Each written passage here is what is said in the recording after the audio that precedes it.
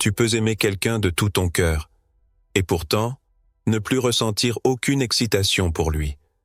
Comment deux corps qui s'étaient autrefois brûlés de désir peuvent-ils finir par se fuir?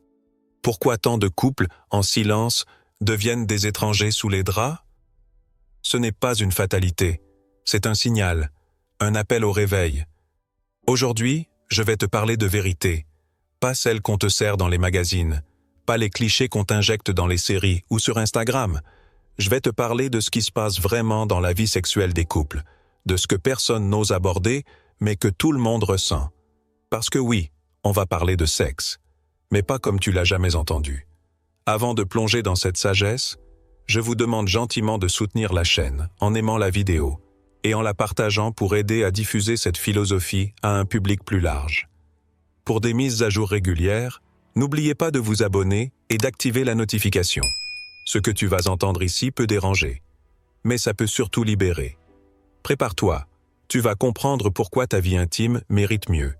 Et surtout, comment la transformer, sans artifice, sans pression, mais avec courage, conscience et feu. Tu crois que la vie sexuelle d'un couple se construit dans la chambre? Tu penses que c'est une question de technique, de performance, de fréquence, de fantasmes à cocher? C'est faux. Radicalement faux. Et tant que tu croiras ça, tu passeras à côté de ce qui nourrit réellement le désir, ce qui le rend vivant, brûlant, intense. Parce que l'intimité ne commence pas quand les vêtements tombent. Elle commence quand les regards se rencontrent. Elle commence dans le quotidien, dans l'invisible. Quand tu passes ta main sur son dos pendant qu'elle cuisine. Quand tu l'embrasses sur le front pendant qu'il lit. Quand tu t'arrêtes une seconde, juste une seconde, pour le ou la regarder. Vraiment. Quand tu dis « je suis là », sans dire un mot. Les couples qui ne font plus l'amour ne sont pas ceux qui ne s'aiment plus. Ce sont ceux qui ont arrêté de se voir, de se chercher, de s'attendre. Et tout part de là. Je parle chaque semaine avec des couples qui me disent « on ne comprend pas, on s'aime, mais on n'a plus de désir ». Alors je leur pose une question simple. Quand est-ce que vous vous êtes touchés, sans intention? Quand est-ce que vous vous êtes pris dans les bras, sans obligation? Quand est-ce que vous vous êtes embrassés, juste pour embrasser? Et souvent, il y a un long silence. Un silence gênant. Un silence qui fait mal. Parce qu'ils se rendent compte qu'ils ont transformé l'amour en gestion, en organisation, en logistique. Les enfants, le travail, les courses, les écrans. Et l'autre devient un collègue de vie, un colocataire, un partenaire de planning, mais pas un amant, pas un mystère, pas une source d'émerveillement. Tu veux que ça change? Commence par le dehors. Oublie le lit pour l'instant. Cherche-le dans la cuisine, sur le canapé, dans la voiture, dans les gestes simples. Prends-lui la main, regarde-la dormir, offre un compliment sans raison, glisse une caresse dans le cou en passant derrière, écris un mot dans sa poche, envoie un message qui dit « Tu me manques, là, maintenant ». Et tu verras, petit à petit, quelque chose se réveille, quelque chose de chaud, de doux, de vibrant. Parce que l'intimité, ce n'est pas une destination. C'est une atmosphère. C'est le climat émotionnel dans lequel le désir peut enfin respirer. C'est cette sensation de se sentir vu, choisi, précieux. Pas pour ce qu'on donne, mais pour ce qu'on est. Quand un homme sent qu'il est admiré. Quand une femme sent qu'elle est désirée même dans ses silences. Quand les deux sentent qu'ils peuvent être eux-mêmes, sans masque, sans performance. Alors le corps s'ouvre, le cœur s'ouvre. Et le sexe devient un langage sacré. Pas une routine. Tu veux la vérité crue? Beaucoup font l'amour sans jamais faire l'amour. Ils s'unissent sans se connecter. Ils se touchent sans se ressentir. Et tu n'es pas venu sur cette terre pour vivre un amour tiède. Tu es venu pour vibrer, pour rayonner, pour te fondre dans l'autre comme dans une évidence. Mais cette évidence, elle se construit chaque jour, dans les petits riens, dans les détails, dans les moments où tu choisis d'être là, vraiment là, pas distrait, pas absent, présent. C'est dans ces moments-là que le corps commence à se préparer. C'est là que le désir naît. Et que la chambre à coucher, enfin, redevient un sanctuaire. Pas un champ de bataille, pas une salle d'attente, un temple. L'intimité commence avant, bien avant. Et si tu veux que votre sexualité devienne exceptionnelle, Commence par rendre l'ordinaire magique, parce qu'un couple qui sait se toucher en pleine journée, sa nuit ne sera jamais vide.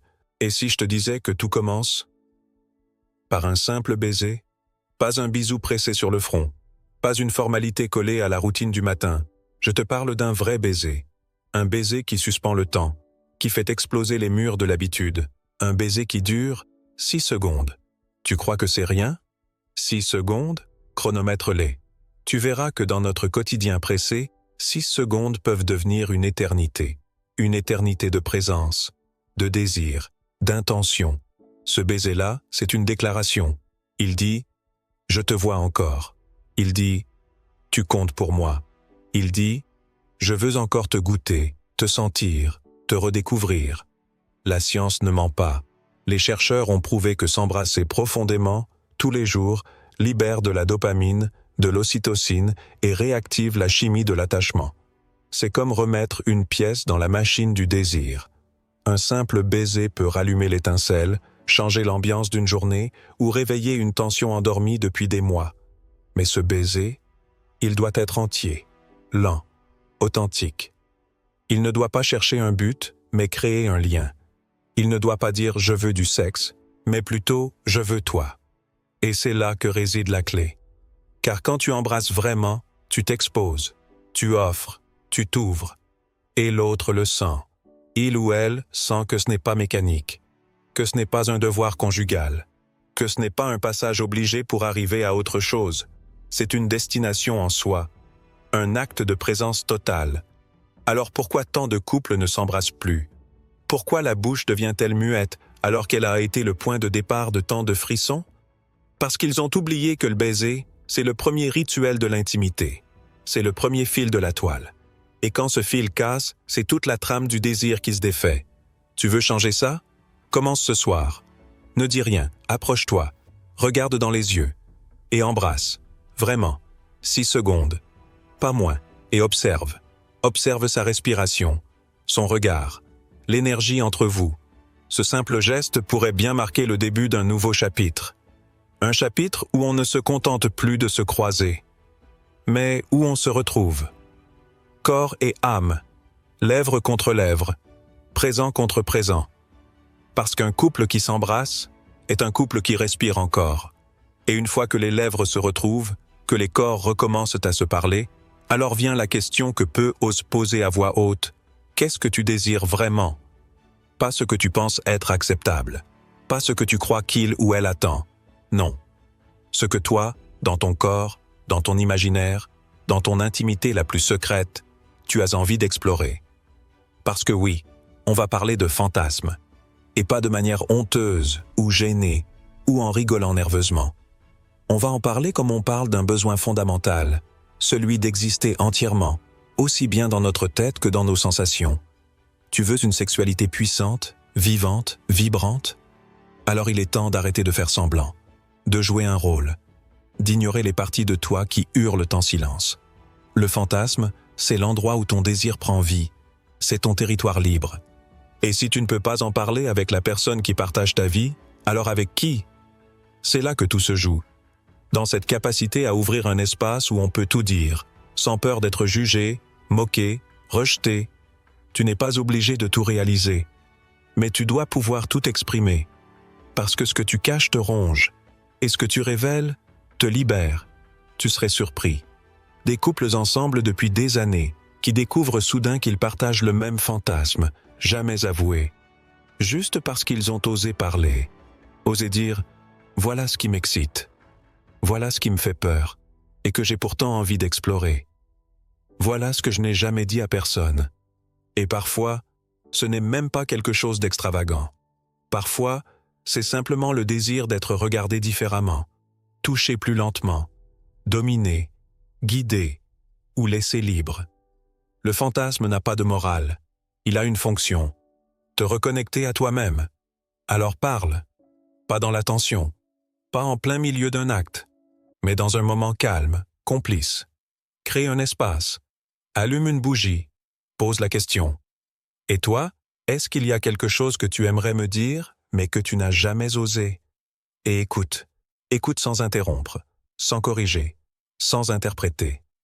Parce que le vrai fantasme, parfois, ce n'est pas l'acte en lui-même.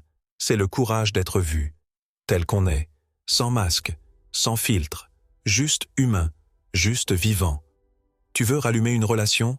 Rallume la parole, pas celle du quotidien, celle du désir. Parce que ce que tu caches devient poison, mais ce que tu dis devient potion. Et si tu oses, tu découvriras que dans le regard de l'autre, même tes désirs les plus fous peuvent devenir des ponts, pas des murs. Et une fois que les vérités commencent à sortir de l'ombre, une question devient inévitable. Comment parler de tout cela sans exploser? Parce que c'est bien beau de dire « il faut communiquer ». Mais combien de fois cette communication a tourné au reproche, à la gêne ou à l'esquive? Combien de couples s'aiment mais n'osent pas se dire l'essentiel? Combien font l'amour sans jamais parler de ce qu'ils ressentent vraiment? Trop, beaucoup trop. La communication sexuelle, la vraie, ce n'est pas « tu ne fais jamais ci » ou « tu ne fais pas assez ça ». Ce n'est pas un tribunal, c'est une danse. Un espace sacré où chacun peut déposer son ressenti, ses envies, ses peurs, sans être jugé. Et surtout, sans chercher à avoir raison. Tu veux une vie intime puissante? Alors il va falloir apprendre à dire. Mais surtout, à écouter. Pas écouter pour répondre. Écouter pour comprendre. Pour tisser des ponts là où, souvent, il y a des silences, des interprétations, des blessures mal cicatrisées. Dis-lui, j'ai envie de te comprendre. Demande-lui, qu'est-ce que tu ressens quand on fait l'amour? Avoue, parfois je ne suis pas totalement présent et ça me fait peur. Et puis ose. J'aimerais qu'on parle de ce qu'on pourrait améliorer ensemble. Tu n'imagines pas la puissance de ces mots simples. Tu n'imagines pas ce que ça déclenche quand l'autre comprend qu'il n'a pas à performer, mais à partager. Tu veux du feu? Il faut d'abord dégager les cendres. Pose les armes. Ouvre les bras. Laisse l'autre entrer dans ta vulnérabilité. Et si vous avez du mal à parler pendant, faites-le après. Prévoyez 10 minutes. Asseyez-vous, regardez-vous et posez-vous 3 questions. Qu'est-ce que tu as aimé? Qu'est-ce que tu aimerais changer? Qu'est-ce que tu voudrais essayer? Cette simple habitude peut transformer un couple. Parce qu'elle installe un rituel de vérité, de croissance, d'exploration. Et dans ce rituel, il n'y a pas de bonne ou mauvaise réponse. Il n'y a que 2 êtres qui cherchent à mieux se connaître. Encore. Et encore. Le sexe n'est pas une performance. C'est une conversation sans mots. Et parfois, pour mieux la vivre, il faut apprendre à traduire ce qu'on ressent avec des mots simples, mais puissants. Parce qu'un couple qui parle est un couple qui avance. Un couple qui se comprend est un couple qui se désire. Et un couple qui ose se dire l'indicible devient inarrêtable. Et quand on commence à se parler vraiment, une réalité souvent ignorée refait surface. On ne désire pas toujours au même rythme, et ça, c'est normal. C'est même inévitable. Le fantasme du couple qui a toujours envie au même moment, avec la même intensité, c'est une illusion. Et pire, c'est un poison si on y croit trop longtemps. Il y a des jours où l'un brûle de désir, pendant que l'autre ne veut que dormir. Il y a des semaines où l'envie est là, mais l'énergie non. Et il y a parfois des mois où la libido semble s'être envolée dans un silence gêné que personne n'ose briser. Mais voilà la vérité. L'alchimie des désirs ne se trouve pas. Elle se crée. Et pour ça, il faut arrêter de subir. Arrêter d'attendre que le moment idéal tombe du ciel. Il ne tombera pas. La vie est trop remplie, trop bruyante, trop rapide. Alors il faut choisir. Choisir de provoquer le désir. De lui faire de la place. De l'inviter à table comme un convive précieux. Tu veux que ça change? Planifie le plaisir. Oui, tu m'as bien entendu. Planifie-le. Décide ensemble qu'un soir par semaine, vous vous retrouvez. Pas pour cocher une case, pas pour faire votre devoir, mais pour vous reconnecter, pour explorer, pour jouer. Certains couples appellent ça leur soirée sacrée. Ils préparent ce moment comme on prépare un rendez-vous. Ils s'écrivent des messages en journée. Ils choisissent la musique, l'ambiance, les vêtements. Pas pour se déguiser, pour s'honorer. Et ce simple engagement régulier fait renaître quelque chose de profondément puissant, l'anticipation. Le cerveau humain adore anticiper le plaisir. Il se prépare, il imagine, il se conditionne. Et plus on anticipe, plus le désir monte. Alors non, ce n'est pas mécanique, c'est intentionnel. Et il y a une immense beauté dans cette intention. Mais pour que ça fonctionne, il faut que ce moment soit libre de pression. Ce n'est pas une obligation de performance. C'est un espace d'expérimentation. Peut-être qu'il n'y aura pas de pénétration. Peut-être qu'il n'y aura que des caresses. Peut-être qu'il y aura du rire, des silences, des frissons. Peu importe. Ce qui compte, c'est que vous vous soyez choisi. Conscient. Présent. Ensemble. Parce qu'au fond, le désir n'est pas une flamme éternelle. C'est une braise. Et si tu ne souffles jamais dessus, elle finit par s'éteindre. Mais si tu souffles doucement, régulièrement, avec tendresse, curiosité et audace, alors tu verras. Le feu revient. Et parfois, il brûle encore plus fort qu'avant. Et une fois que vous commencez à recréer cette alchimie, il est temps de la nourrir, de la stimuler, de l'électriser. Parce que même quand le désir est là, il peut vite se faire engloutir par la répétition, par l'ennui, par le décor. Oui, parlons-en, du décor.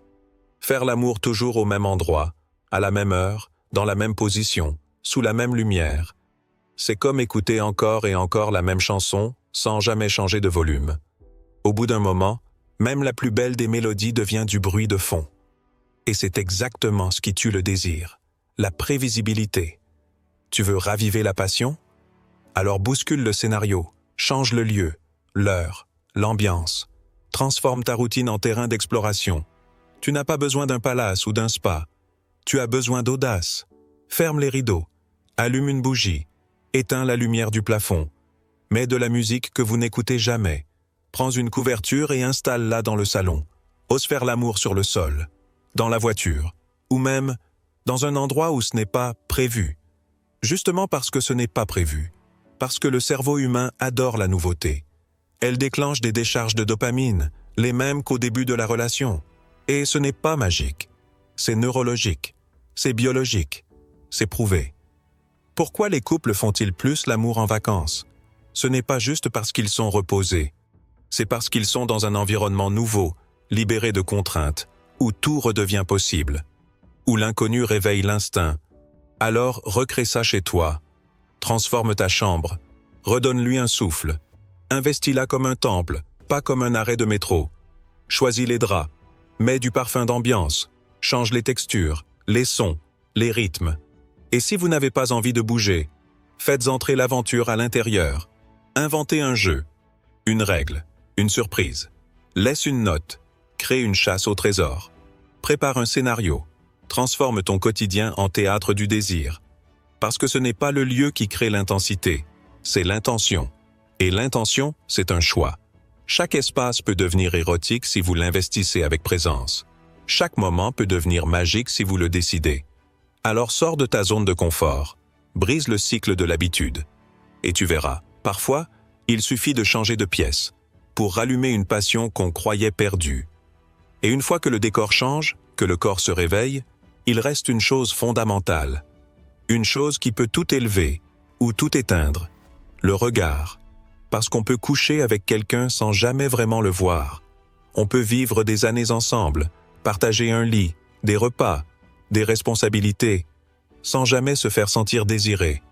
Tu veux que ton partenaire ait envie de toi? Alors regarde-le comme au premier jour. Dis-lui ce que tu vois, ce que tu ressens. Complimente-le. Mais pas comme on récite un script. Pas un vague « t'es beau » lancé du bout des lèvres.